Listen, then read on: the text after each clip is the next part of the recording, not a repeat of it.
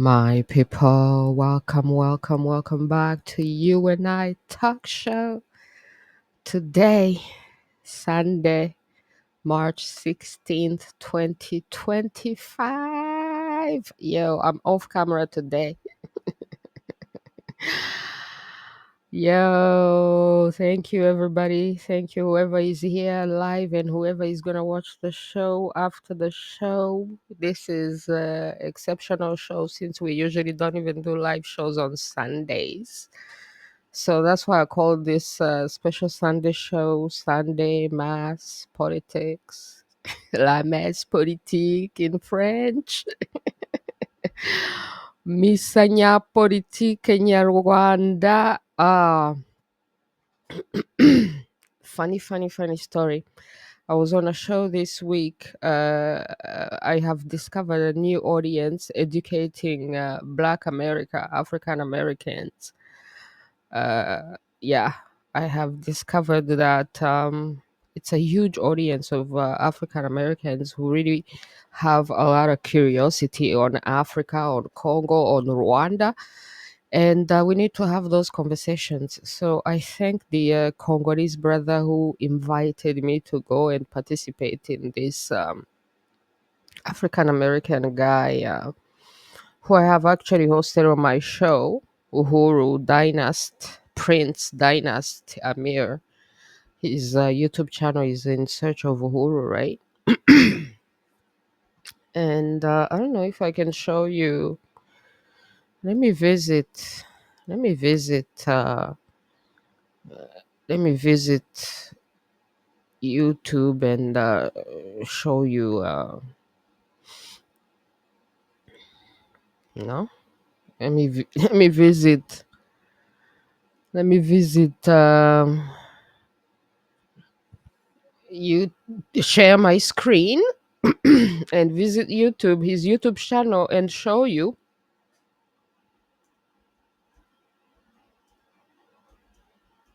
So you could go watch for yourself and watch the conversation that we had on there, and then you can judge for yourself. But I really discovered that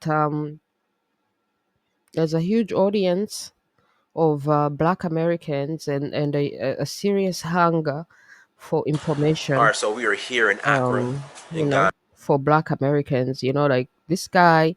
I was very interested in his journey because he, as he says, his channel is in the search of for Uhuru. For us Africans, we understand that quickly because we know what Uhuru means. Most of America doesn't even know what Uhuru means. But for us Africans, especially East Africans, if you speak Kiswahili, even, all the way to Southern Africa, Uhuru, they understand it's freedom. So, in search for Uhuru, so it's like there's a huge audience of people, Black America, African Americans, African Canadians, who will be going back to Africa in search of Uhuru, like Uhuru, which is a great thing. I love it. I admire it. I've hosted this guy on my show, right? But so it's like they need information on Africa, and I think it's imperative that the conversation happen and that they be willing to listen. One thing that I realized on this show is that not Uhuru himself, not Prince Uhuru himself, but some of the guys who are on the show, they were not willing to listen. They were not, listening. Me, I go on these shows in the attitude of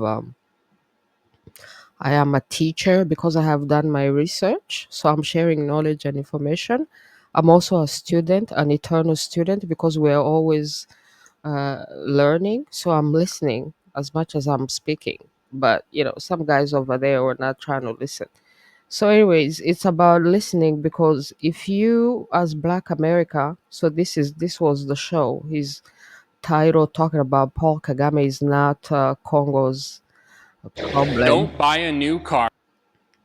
Congo's corruption and incompetence is,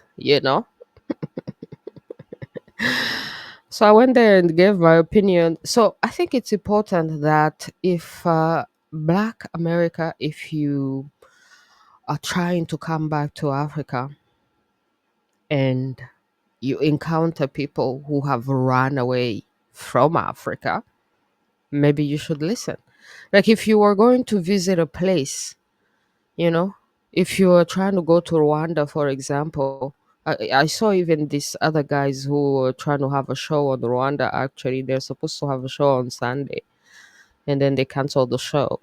I'm like, well, whatever. I have my own show on Sunday then. So it's like Black America who have been to Rwanda, who are interested in Rwanda, who want to go to Rwanda, who have heard so much about Rwanda and Congo right now. So it's like if you want to go and live in a place or invest in a place, don't you want to hear some reviews from people who have run away from this place? Don't you want to hear why people may be running away from a place? If the place was so magnificent, would you ever be encountering people who have run away from that place? Like, let's say, for example, Japan, you know, do you ever encounter Japanese refugees, you know? But as far as Rwandans are concerned, there's so many Rwandans refugees out here. It's so crazy. So don't you like want to hear from people who have run away from the place that you are running to? And let's say you are running to Africa, to a particular country. In this instance, it's Rwanda, right? And you are in search of Uhuru. Are you really finding that Uhuru, that freedom in Rwanda? And this is what we are sharing because as I shared on this show, I'm also in search of Uhuru. I'm also in search of freedom. And that's precisely why I ran away from Rwanda because there's no freedom in Rwanda. You have to be a slave. You have to be a slave. You have to kiss the Kagamistan ass. And if you don't kiss ass, they kill you. This is the punishment. If you challenge the Kagamistan, if you show any intelligence, if you show any independent thinking, you know, people think that democracy is not African. Democracy is African. People forget that Western civilization came to learn in ancient Africa. So all these concepts, democracy, freedom, all these concepts are African. We are people who also love democracy, who want to also be ruled in democracy. And the reality is that the Kagamistan in Rwanda has imposed itself since 1994 and has not allowed anybody else to express themselves or to challenge him and to also be able to lead the nation if that's who the people choose.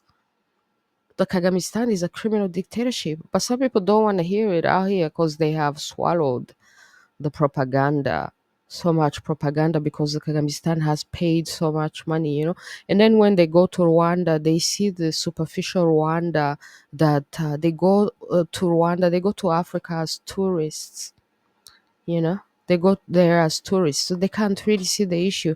They don't speak the language, so they have no clue what's going on. And they don't even want to hear the perspective of people who have run away from that place and understand why they have run away from that place. What's really going on? What is it that you don't really understand it, you don't get when, And then people talk about the security in Rwanda. So much security in Rwanda, right? And I'm like, okay, isn't that itself a sign that something is profoundly wrong? Because if this leader is so loved, then why is it that he needs this much security? He's so loved, but then everywhere you go, military, military, military, military check, military check, security check. This is a government that has done so well, that has treated these people so well. Why is it that everywhere security and peace and order has to be imposed by the military? That in itself is a huge problem. People go to Rwanda and they don't see this because they're there as tourists in their tourist mind. I even want Black America to change their attitude when they go to Africa, when they go to Rwanda. Don't go there as a tourist. Go there as an owner. When you're visiting a property as an owner versus a tourist who's just staying there and then going back home, it's very different attitude. As an owner, you will notice different things and you will be thinking about how to improve and how to correct things. And what if, as an honor, which is what we are as Rwandans who are born in Rwanda, who our entire lineage is Rwandan, the when we look at Rwanda, we look at it as honors. What is working? What is not working? What can we change? What should we change as honors?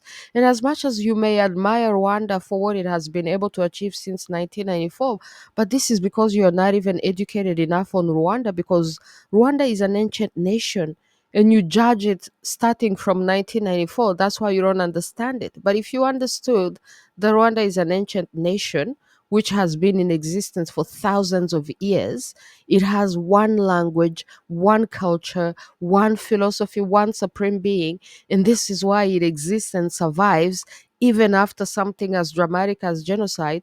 But you want to attribute the success of all Rwandans to one person, which means that Rwanda would be fragile if it was only built on one individual. Because what happens when that one individual that you think is responsible for the success of Rwanda is not there anymore? Or what happens if he's contested?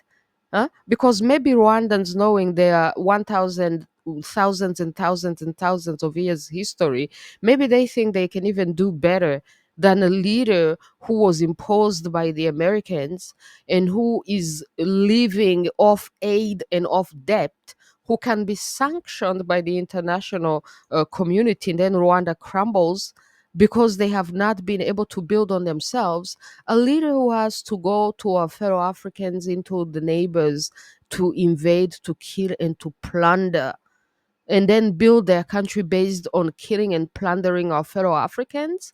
So, do you think this is the leader that represents freedom? Because if you are in search of Uhuru, then the question is Rwanda that Uhuru, that freedom that you are looking for?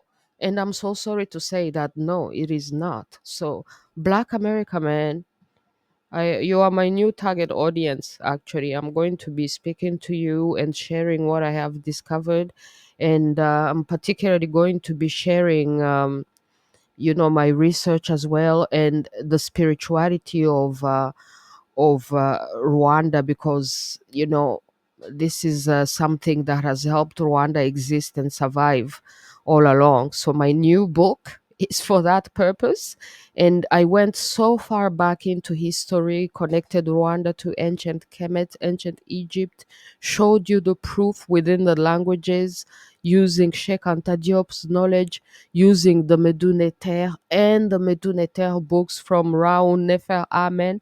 I would like to give a shout out to Ra Nefer Amen. I can't wait to receive a copy of this new book so I can send a copy to Ra Nefer Amen to show him just how right he is, using the inspiration that I got from his knowledge of the Meru Neter, and using the Kinyarwanda language to show Ra Nefer Amen and everyone how he's so right, and how all these concepts exist in the Kinyarwanda language. So it's so funny when I went on this show, and I don't know if these people are African Americans or whatever they are. They don't even speak any African language, but they have the audacity to tell me that I may not even be Rwandan. I'm like, yo, it's very simple to verify if someone is Rwandan or not. Talking about my accent, that I have an accent when I speak English, but that's because English is not my language, and I don't care about how I speak English. What matters is that you understand when I speak. And if I have an accent, it's because I speak many languages. And the way to verify if someone is Rwandan is very simple. And this is why the Banyamulenge are Banyarwanda, because they speak the Kinyarwanda language. Each nation in Africa, and this is why the tribes of Rwanda are bogus and false, because the Hutus and the Tutsis and the Twa, they speak one language, which is the Kinyarwanda. So all Rwandans are actually one nation, the original United Nations, my people. One nation speaking one language, and we have a territory, and that is Rwanda. You may find out what it means, and we have one culture, one supreme being. We qualify for being a nation. So this is what makes the Banyamulenge Banyarwanda. So somebody talking about you're not even Rwandan, it's very simple to find out if somebody is Rwandan. the language would be sufficient. The language test. This is how you test Banyarwanda. This is how Banyamulenge cannot hide. They cannot hide that they are Banyarwanda because they don't have their own language. They speak Kinyarwanda. That makes them Banyarwanda. And this is why the tribes, the Hutus and the Tutsis, is bogus, because every other tribe in Africa, in search of Uhuru, when he goes back to Africa, when he becomes a prince, he becomes a prince of a particular tribe. That tribe have their own language. In Nigeria, they have so many other tribes. Each tribe have their own language. That's what makes them different tribes, different nations. The original United Nations of Africa, my people. Different nations, one roots, the roots being anyways interneter, the Great Lakes region, which Rwanda and Congo are part of, which is why this is so tragic that Rwanda, the Kagamistan Kagame, has been used by the predators to go against Congo. This is the tragedy, that an African man, an African leader who is smart, who is intelligent, nobody's disputing that, but that he may be used by the predators against our fellow Africans and then be used to go and plunder and kill in millions. This is the problem. The Rwanda, as intelligent and as magnificent of an army that we may have, that it is going to be used against our fellow Africans. It is used against our fellow Africans in Congo. It is used against our fellow Africans in Mozambique. It is used against our fellow Africans in West Africa, in Benin, in Central Africa. It's a tragedy. It should be used to protect Africans, to protect Africans against the predators, not with the predators against Africans. This is the tragedy. So people need to understand this. So this is why I speak, because this has to be denounced. And many Rwandans will not speak, will never speak, because they're scared. And the people also ask me, why am I not scared? So I've finally expressed my philosophy in this book, Imana East, Know Thy Divine Rights. I am not scared because I know my divine rights. Oh my goodness, I forgot to go live on Instagram. Damn. Oh, yo, Instagram, you done miss a whole show. Instagram, you missed the whole show in English, man. I just spoke in English, but I forgot to go live on Instagram because Instagram doesn't go live automatically with this system. It says Instagram system. I don't know why they do that. Ah, man. So, Instagram people, you just miss me speaking in English, man. You know, speaking about Rwanda and Congo.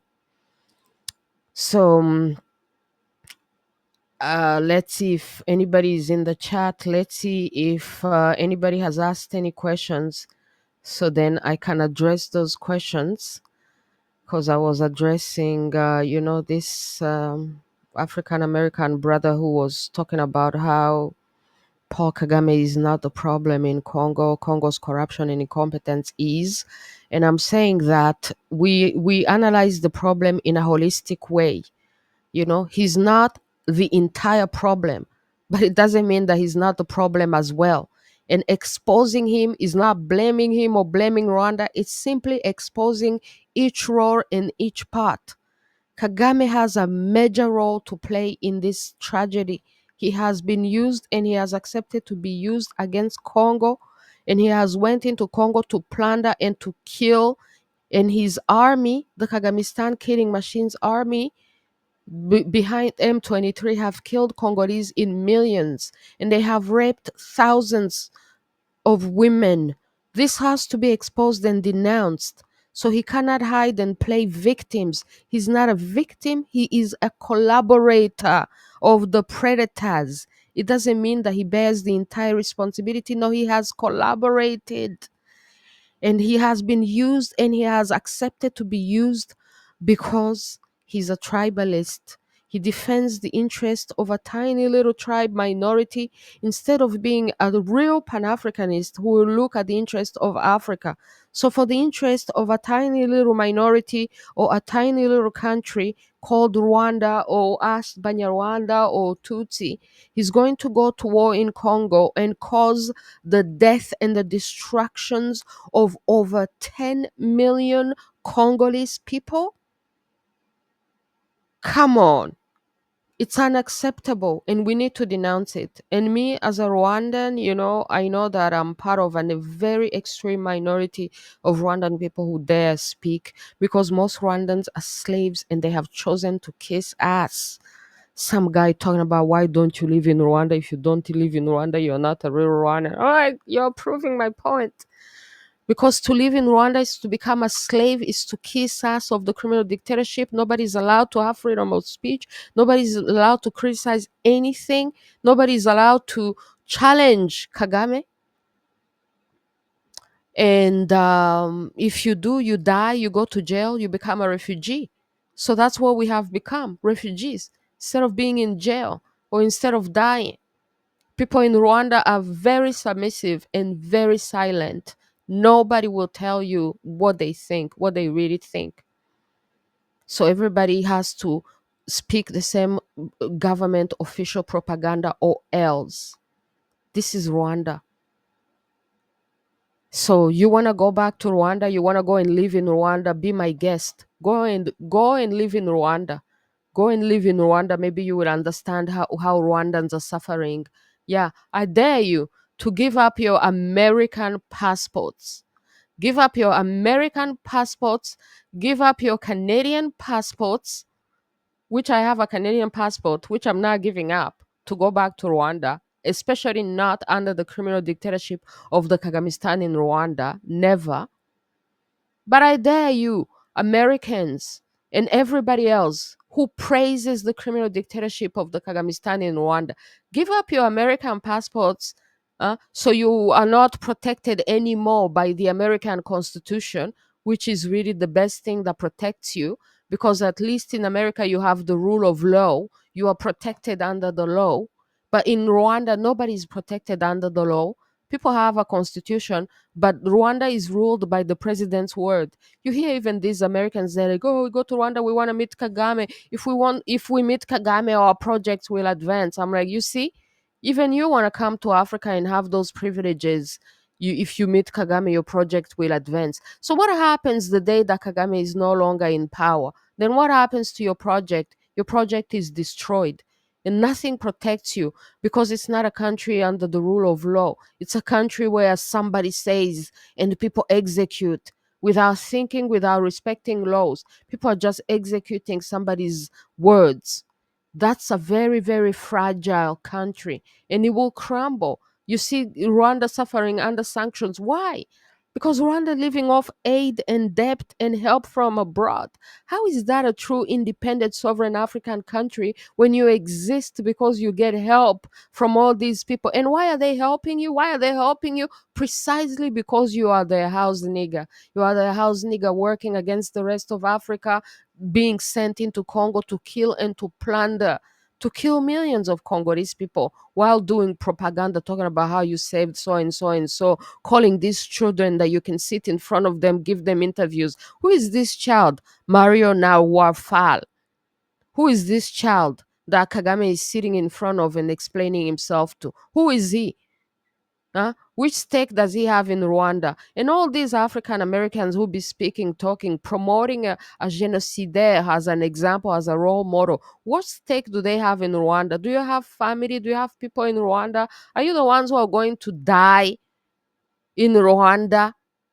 Go ahead, give up your American citizenship and go and live in Rwanda without the American protection. Then you will discover how Rwandans are living under this criminal dictatorship. Then, if your rights are violated, you will have zero protection. Zero. You could be in jail right now for simply having a YouTube channel in Rwanda. Many people in Rwanda are in jail for simply having a YouTube channel and showing things that the criminal dictatorship of the Kagamistan does not want people to see. And then they have the audacity to call these children from wherever this Mario now far comes from to come and sit in front of the president of Rwanda without, so that he can't challenge him at all. He can't challenge him at all. Where's the Rwandan free media, free independent thinkers challenging him? Where's the African journalist challenging your Pan-Africanist, fake Pan-Africanist Kagame? No one. He does not dare sit in front of a real journalist, a real free thinker. He does not. These are the children that he's sitting in front of. So you Americans looking for freedom, search of Uhuru, going back to Africa to look for freedom, I'm warning you. The criminal dictatorship of the Kagamistan in Rwanda is not freedom. Rwandans are not free. Rwanda and Rwandans, we are also still in search of Uhuru. So if you go to Rwanda thinking that you have found your Uhuru in Rwanda, don't say I didn't warn you. So this was just me warning you so that nobody is ever going to say that nobody ever told them. Because no Rwandans will tell you. They'll remain silent because, they're so scared. But me, I have my own philosophy, which I have explained in my new book, which you see over there, Imana East. Know thy divine rights. I know my divine rights. This is why I exist as I exist. And this is why I'm sharing my philosophy in this new book. So I know my divine rights. Know thy divine rights. This is the title of the book. I go from the idea that I already know my divine rights and I know what they have done for me. Now, if you want to know thy divine rights, hey, I got a new book for you, my people. All right. So let me see in the comments if anybody has been in the comments. If not, I'm going to move into French briefly and then move into Kinyarwanda. Let's take the video from Uhuru off the screen. I'm always open to conversation. If anybody want to hear from me, want to interview me, want to have a conversation on Rwanda, Africa, I'm listening.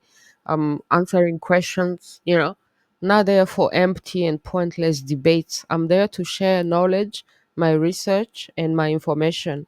So if people don't have that attitude, that's on them. But that is my attitude wherever I go.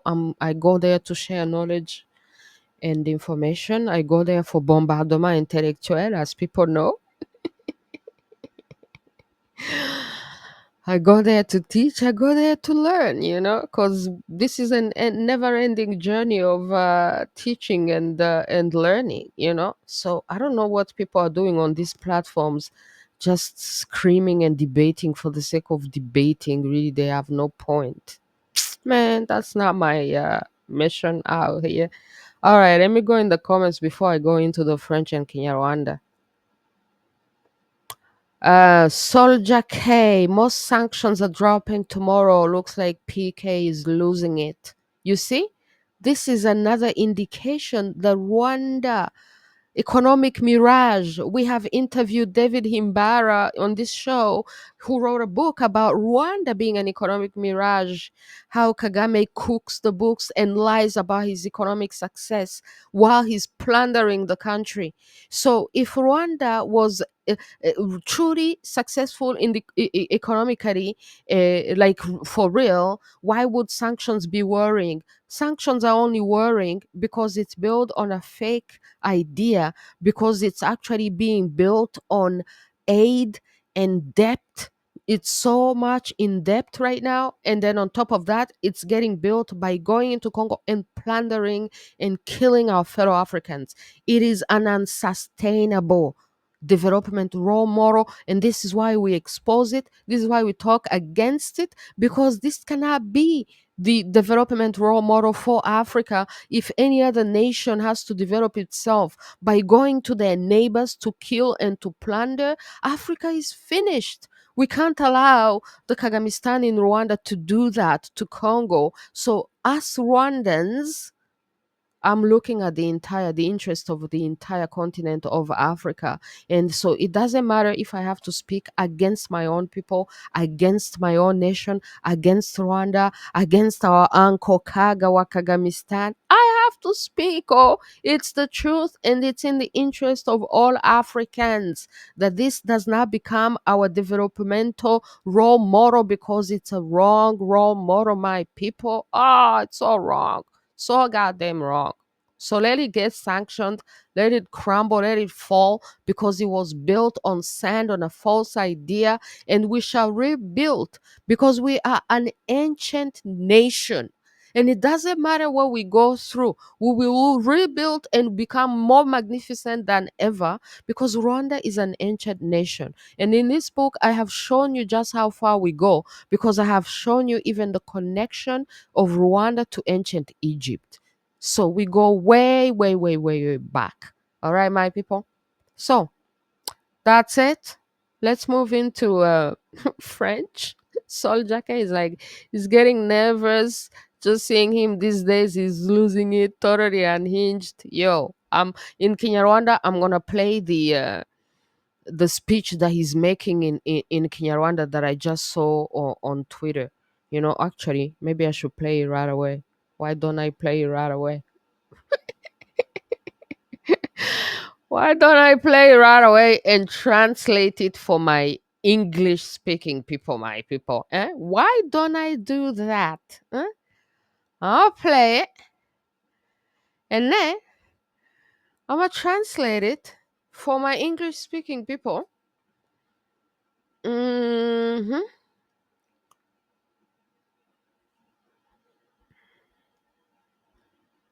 The Kagamistan speech where he is telling Rwandan people that they are about to suffer. Huh? That they're about to suffer. Look at this.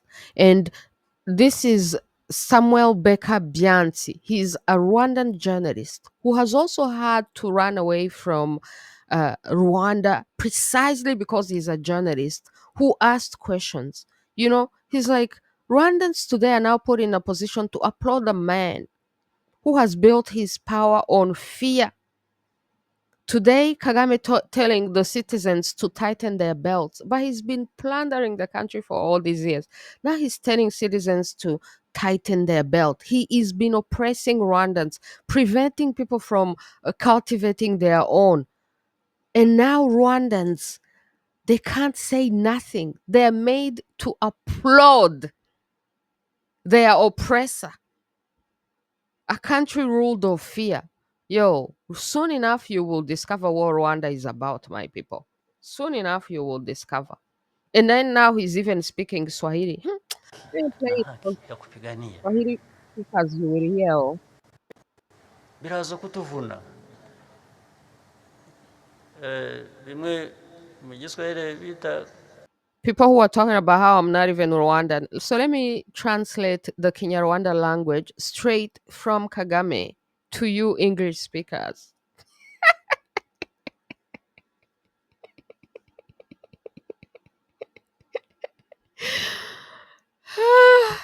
She. Kagame just said that is about to become very difficult. Things are about to become very difficult. Biraza kutuvuna. biraza kutuvuna bimwe mu giswahili bita kufunga mkanda Biraza kutuvuna. That which in Swahili sometimes they call funga mukanda. So he's about to speak in Kiswahili now. Actually, this is one of my other mission, to teach Black America, African American, an African language. And one language that I will teach them is Kinyarwanda and Kiswahili, because Kinyarwanda and Kiswahili are very close. This is what actually makes the Kiswahili language profoundly African, because although it has some influences from the Arab, from being the coastal language, but it still has so much from the Abantu, from the rest of Africa, and it's so close to Kinyarwanda. So that's why I'm going to teach you Kinyarwanda and teach you Kiswahili at the same time. Because even when Rwandans speak, They speak in Kinyarwanda, and then sometimes they speak in Kiswahili as well, because Kiswahili is so close to Kinyarwanda. So many words in Kiswahili, Rwandans who speak Kinyarwanda, they can understand the Kiswahili. And this is why even the Kagamistan right here, right now, he's about to speak in Swahili, and he's already speaking in Swahili, talking about funga mukanda. So people who understand Swahili will understand what funga mukanda means, and Kinyarwanda will understand what it means. Now, for you, English Kinyarwanda speakers, funga mukanda is tighten the belt. Things are getting difficult, so we must tighten the belt. I don't know if the expression exists in English. You let me know. It's your language, your culture. You let us know. I'm telling you from my language, my culture, which you can adopt, which this book, my new book, is showing you the beautiful side of our language, of our culture, that you can voluntarily adopt as well, because it's so profoundly powerful and spiritual and ancient, all the way to ancient Kemet. All right, let's continue to hear the Kagamistan. Kufunga mkanda mnajua? Unafunga mkanda ni ukwitegura, ni nko kwitegura inzara kugira ngo ipatare wambaye itagwa hasi kubera ko washonje. So he talks about funga mukanda. Do you know? He's speaking in Swahili. Funga mkanda, unajua. Funga mkanda is that when, for example, you are about to face hunger. If you're about to face hunger, you need to tighten your belt, because you're going to face hunger and you're going to become skinnier. So if you don't have a belt, if you don't tighten your belt, your trousers are going to fall. Mhm. My people. So the emperor is telling you himself that he's naked. Pretty much the Kagamistan is naked. And he's telling you right here, right now, his pants are about to fall. He's telling Rwandans to tighten their belt. But he has been plundering Rwanda, taking the money, putting in his own company. He owns everything in Rwanda and employs everyone. Anybody who tries to start a business in Rwanda has to have his permission, which is why Rwanda is built on sand. Because what happens if he's not there? And you only have a business, you only exist because he said you can have a business. And then he destroys other people who have a business that he cannot control. You know, he has been called a mafia by the Rigara family because he has destroyed their business because he could not control it. So good luck. Give up your American citizenship and go live in Rwanda, start a business in Rwanda.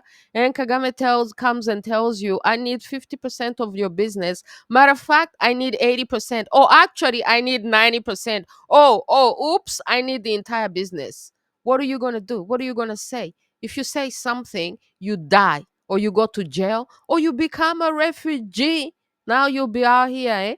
So now, after doing all these things to Rwandans, millions, silently resenting his policies, his politics, and then going into Congo and plundering. Now he's telling people that they need to tighten their belt because they're about to face hunger. Why are people about to face hunger? And then you see the writing over there on the wall. It's saying, kwegera abaturage.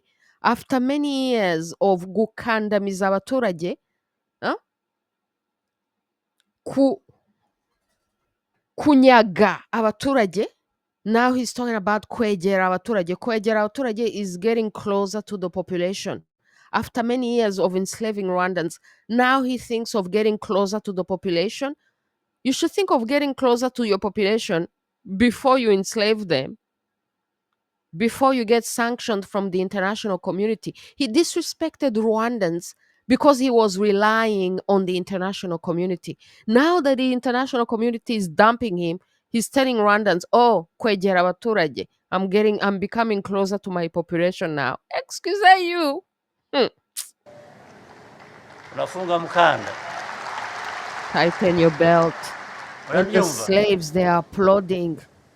mwebwe twebwe Slaves. abanyarwanda They're being twitegure told they're gufunga going to mukanda. suffer hunger. You Rwandans, you're being told, tighten your belt. They applaud, they everywhere Sio flags. kufunga mkanda peke yake, ni kupigania uhaki wetu. And then he's telling them it's not even just about tightening your belt, it's about fighting. I don't even know what we are fighting for. But uhaki, I don't know what uhaki is. People who speak Swahili can tell me what uhaki is, but my Swahili is limited. So that Swahili that he just spoke, that we must fight for uhaki, I don't know what uhaki is, but it's like he is trying to get the entire country to fight his war. But it's not Rwanda's war. It's Kagame's war. He's the one who has been relying on the military, going into Congo, invading and plundering. So it's not Rwanda's war. It's only his war. But he's trying to tell the entire country that it's our war and we must fight this war. And that we're about to get killed. So are we gonna get killed or are we gonna get fight? So he is actually warning people that he will fight and he will fight and he will fight and he will go down with the maximum damage. And this we already knew. This is part of the Rwandan culture. If you learn your history, how Rwandans fight and how Rwanda is a warrior nation and the warrior culture, this is exactly how it's supposed to go down.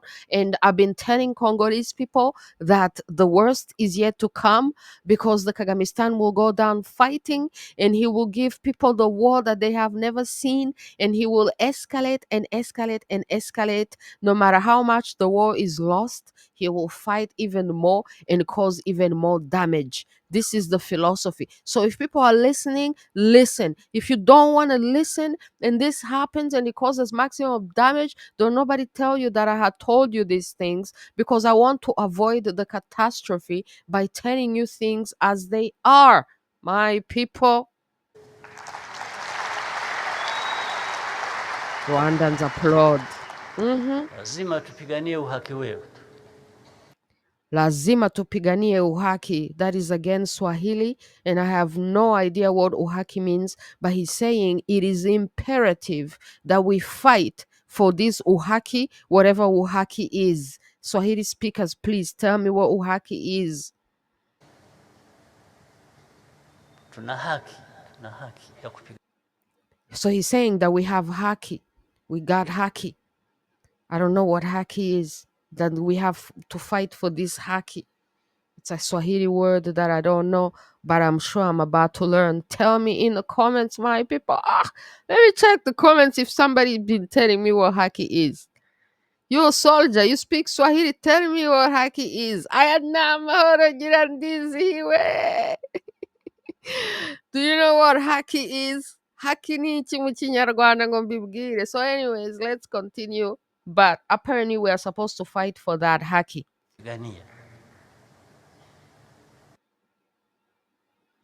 All right, that's it. That was just a short extract that I wanted to show you guys before I go into the Biraza Kinyarwanda. kutuvuna. I'm going to repeat it in the Kinyarwanda as I start my Kinyarwanda language. So yeah, that's all I wanted to say. So Black America, I dare you, I dare you, give up your American citizenship, give up your American passports. If you truly support the Kagamistan in Rwanda and you think it's not a problem, Congo is the problem, Rwanda is so wonderful, so beautiful, and you love it so much, I dare you, give up your American citizenship and go and live in Rwanda and then tell us how it is. You know, tell us how it is, because it's very easy to talk about how Kagame is great, but you have no idea how Rwandan people are suffering. So give up your American citizenship and go and live in Rwanda as a Rwandan, and then we shall see how beautiful Rwanda is for you. And then yeah, thank you.